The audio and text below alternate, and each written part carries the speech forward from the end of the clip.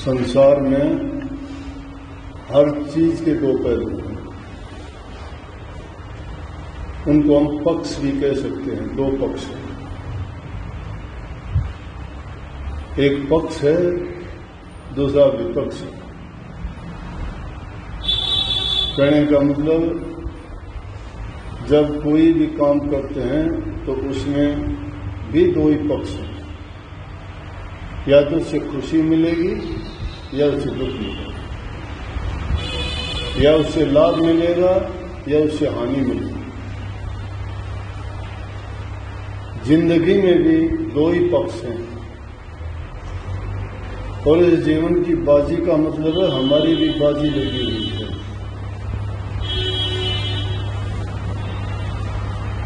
जो गुरु की शरण लेके नाम की कमाई करता है वो तो उस पार लग जाता है, वो बाजी जीत जाता है।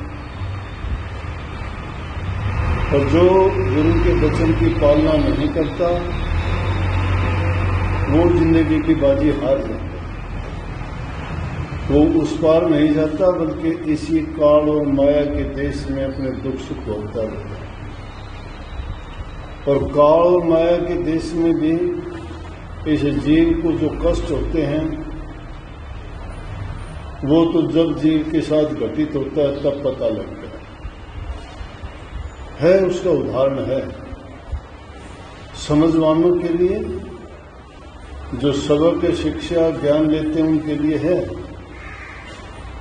कि जिस आदमी को दुख तकलीफ पीड़ा होती है तो इसका मतलब उसके कर्म का परिणाम है।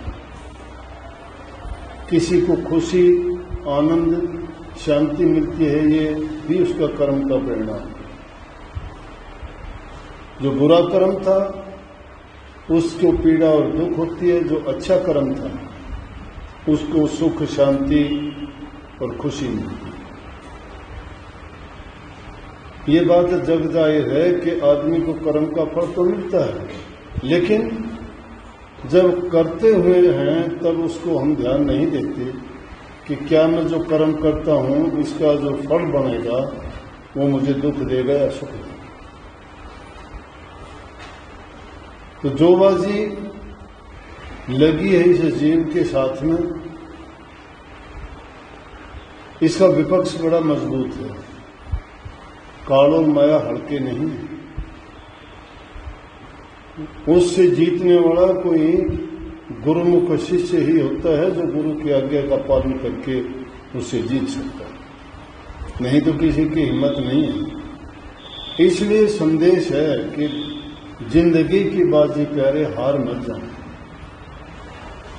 क्योंकि इंसान कहीं भी कोई भी काम करता है ना तो कोई दुख उठाना चाहता है, ना वो किसी प्रकार का उससे नुकसान उठाना चाहता है, और ना ही किसी प्रकार की वो हार मानना चाहता है।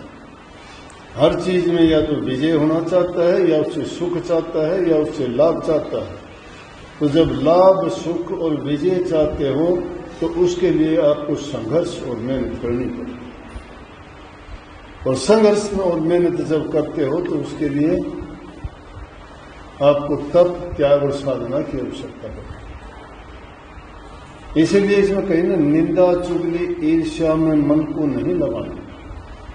ये चीजें इस जीव को बांधने वाली, गिराने वाली, नीचा दिखाने वाली और नरकों में ले जाने वाली। जो निंदा करते हैं, जो चुगली करते हैं, जो बुराई करते हैं, इनमें जो मन लगाता है उसका जीवन का आधार बन जाता है। उसको पाप कर्म का बोध नहीं होता, वो पापी बन जाता है। और जब किसी को किसी चीज का बोध नहीं है, बोध का मतलब वो उसको ये समझता नहीं है तू करता है ये बुरा है, ये पाप कर्म है, ये तुझे भोगना पड़ेगा, तुझे इसके कष्ट झेलने पड़ेंगे, उसको बोध नहीं है। जानता है ये बुरे कर्म है लेकिन इसको बोध नहीं है। जिसको बोध होता है वो करेगा नहीं। वो उसकी अज्ञानता कहो, मूर्खता कहो, दिमाग का, विचार का, ख्यालात का दिवालियापन। और इसकी जगह क्या ले लेते हैं? जब इनको त्याग देते हैं तो शील, सब्र, संतोष, विवेक और विचार, ये चीजें उसके बदले में उसको मिलती हैं। उनकी जड़ काटते जाओगे ना, आपको वो अच्छी चीजें मिलती जाएंगी। तो इस लड़ाई में इतना संघर्ष है, ये चीजें त्यागनी आसान नहीं है। आदमी छोटी सी कटु वचन कोई कह दे बर्दाश्त नहीं कर सकता, थोड़ी सी भी बात कोई कह दे सहन नहीं कर सकता। संतों ने इसीलिए कही कि पहले सहन शक्ति बनाओ, सहन करो। महात्मा बुद्ध के समय की बात है, एक शिष्य कहने लगा कि जी मैं भ्रमण पर जाना चाहता हूं तीर्थों पे। बोला क्या करेगा जाके, तुझे लोग कोई कुछ कहेगा, कोई कुछ कहेगा। बोला जी आपने सिखाया है करने दे, मैं बोलूंगा ही नहीं। मेरा कोई ऐसे वैसे नहीं, कोई गाड़ियां भी दे देगा, बुरी बात बोलेगा तेरे को। बोला कोई बात नहीं जी, मैं उनको भी बर्दाश्त कर लूंगा। अरे उससे भी काम नहीं चलेगा, कोई तुझे पिटाई भी कर देगा, पता नहीं क्या क्या ऊन जनून बोल देंगे। दुनियादारी के लोग बहुत वैसे हैं, बर्दाश्त करना बड़ा मुश्किल होगा। बोला नहीं जी, मैं फिर भी अनसुनी कर दूंगा। फिर कहने लगा अरे इससे भी काम नहीं चलेगा। बोला वो ऐसा कर देंगे तुझे मारने तक उतारू हो जाएंगे, सोचेंगे ये डरता है, ये घबराता है, ये बेकार है, ये है, कोई पागल कहेगा, कोई दीवाना कहेगा, कोई कुछ कहेगा। बोला जी मैं इस मिट्टी की तरह से हो जाऊंगा। बोला फिर कोई खतरा नहीं था, फिर कहीं भी घूम, फिर तुझे कोई डर नहीं है। अगर तेरे अंदर इतनी क्षमता है, इतनी सहन शक्ति है और इतनी दीनता और नम्रता है, क्योंकि धरती माता को आप देखते हो, कोई इसको खोदता है, कोई पाड़ता है, कोई इस पर पखाना करता है, कोई थूकता है, लेकिन इसकी तरफ से कोई विरोध नहीं होता। ये सबको सहन करती है धरती माता, सबसे बड़ी, इससे बड़ा न कोई, पीर पैगंबर ओलियार सबको लिया न कोई। सब कुछ इसके गर्त में समा जाता है। खोद इसीलिए महानता का लक्षण बताया ये कि खोद खाद धरती से है, और से सहा नहीं जा। कटु वचन सज्जन से है, और से नहीं सहा। खोद खाद धरती से है, काट बाट बन रहा। वनों के भी पेड़ों को जितने काट लिए जाते हैं, फिर हरे और पैदा हो जाते हैं। खोद खाद धरती से थी, कितना इसको देखो क्या का क्या कर दिया इंसान ने प्रकृति में, लेकिन फिर भी ये शांत है, सब कुछ बर्दाश्त करती है। इसीलिए करके अगर इंसान वैसा हो जाता है तो फिर उसको कोई डर नहीं है। उसके लिए कहा कि वो कटु वचन को सहने वाला सज्जन पुरुष ही होता है, कोई संत ही इस बात को बर्दाश्त कर सकता है। तो इस बाजी को जीतने के लिए कोई शारीरिक शक्ति की जरूरत नहीं है। यहाँ पे कोई युद्ध का मैदान नहीं कि जिसके अंदर तुम्हें कोई हथियार उठाने पड़े, लेकिन यहाँ तीर तबर तलवार की जरूरत नहीं है।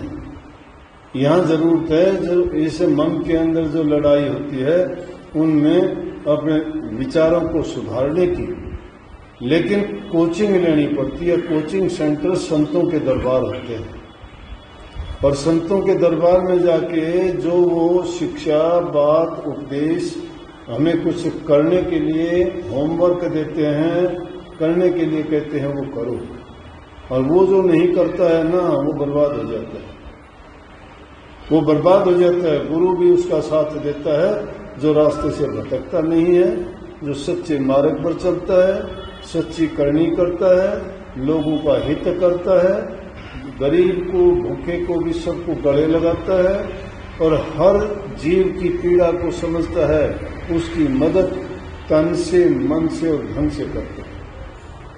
जिसको जैसी पीड़ा हो उस पीड़ा को जो सज्जन पुरुष संत पुरुष होंगे वो हर लेते हैं, क्योंकि उनका हृदय कोमल होता है, उनके दिल के अंदर दया होती है।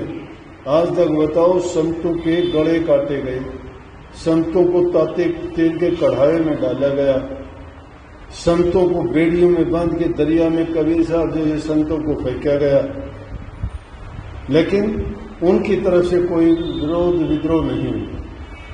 उन्होंने कहा कि जो मालिक की मौज क्या थी, उन्होंने एक परिचय दिया कि इतनी सहन शक्ति उस सज्जन पुरुष में होनी चाहिए। ये जीवन की बाजी है। इस जीवन की बाजी के मैदान में वो सूरवीर कहलाता है जो इन चीजों से निकल जाता है।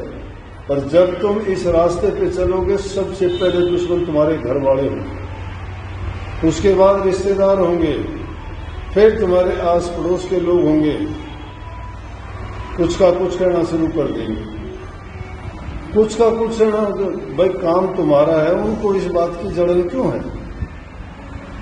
जो कुछ करते हो तुम तुम्हारे लिए करते हो, वो तुम्हारी चिंता और फिक्र क्यों करते हैं? लेकिन दुनियादारी का ये है, अपनी तरफ नहीं देखते, अपने कर्मों को नहीं संभालते, वो दूसरों की किताब देखते हैं, दूसरों के पन्ने पर के उल्टते हैं कि ये कैसा है, ये क्या करता है, ये क्या खाता है, किससे बात करता है, ये क्या पहनता है, क्या उनको उससे हासिल क्या? इस एक दिन की समझ की बात नहीं है ये। इसीलिए मैं कहा करता हूँ सत्संगों में कि कोई ये सोच ले कि भाई एक दिन में कोई काम हो जाएगा, ये कोई कोर्स सिलेबस नहीं है, तुम साल 6 महीने 2 वर्ष में पूरा कर लोगे। ये बात लेके मत आया करो जी मुझे ये कितने दिन ये करना है, मैं पहले भजन करता था, सुमन करता था, होता था, अब मेरा मन नहीं लगता तो तुम्हारे अंदर कमी आई, तुम्हारे विचारों में कमी है, तुम्हारे रहन सहन में कमी आई है, तुम्हारा संग बुरा है। इंसान को सबसे जो बुराई की ओर लेके जाता है वो बुरे आदमी का संग लेके जाता है। संतों ने सच कहा है कि चाहे आदमी को न पापी कितने भी मिल जाओ, दुष्ट आदमी नहीं मिलना चाहिए। दुष्ट अगर मिल गया तो खराब। नुगरा उसको कहते हैं जिसका कोई ठिकाना नहीं, ना जिसका कोई गुरु, ना पीर, ना उनका कोई ध्येय और ना कोई उनका उद्देश्य। जिनका कर्म बुराई करना बन गया, उनका तो शकल देखने का भी धर्म नहीं है, वो पापी हैं, वो दुष्ट हैं, वो नीच। जो गुरु के रास्ते से भटक गए, अगर ऐसे दुष्ट आदमी के दर्शन होते हैं तो इंसान के विचार खराब होते हैं। इसीलिए कया संतन पापी मिलो हजार, नुगरा ना मिलियो। नुगरा नहीं मिलना चाहिए। पापी से 1000 मिल जाओ, पाप करने वाला पाप अपने लिए करता है, हमें दोष नहीं है। पापी है वो, अपना पाप करता है, हमें क्या उसका? हम तो जो हम बुरा करेंगे तो हमें उसका फल मिलेगा, हम अच्छा करेंगे तो हमें अच्छा मिलेगा। इसीलिए कही कि hate the sin not to the sinner. पाप करने से घृणा करो, पापी से ना करो। पापी से क्यों करते, उसका ख्याल करोगे, उसका विचार करोगे, उसका नाम भी लोगे तो उसके पाप तुम्हारे मस्तिष्क में आएंगे, तुम्हारे ख्यालात को दूषित कर देंगे। तो एक दिन की बात नहीं है। इंसान का खान पान अच्छा होना चाहिए, खान पान बनाने वाले के इंसान के विचार अच्छे होने चाहिए, वो अन्न जहां से आता है वो शुद्ध और पवित्र होना चाहिए। उस इंसान की बैठक अच्छे आदमियों के साथ होनी चाहिए। दुष्ट आदमी के साथ अगर बैठक होगी कभी नहीं उसको सुधरने देगा। अगर दुष्टों के संग नहीं हो तो इंसान को कभी न कभी बुद्धि में आएगी कि हाँ मैंने गलती की, मैंने पाप किया, मेरा हाल क्या होगा, वो आदमी कभी न कभी समझ जाएगा।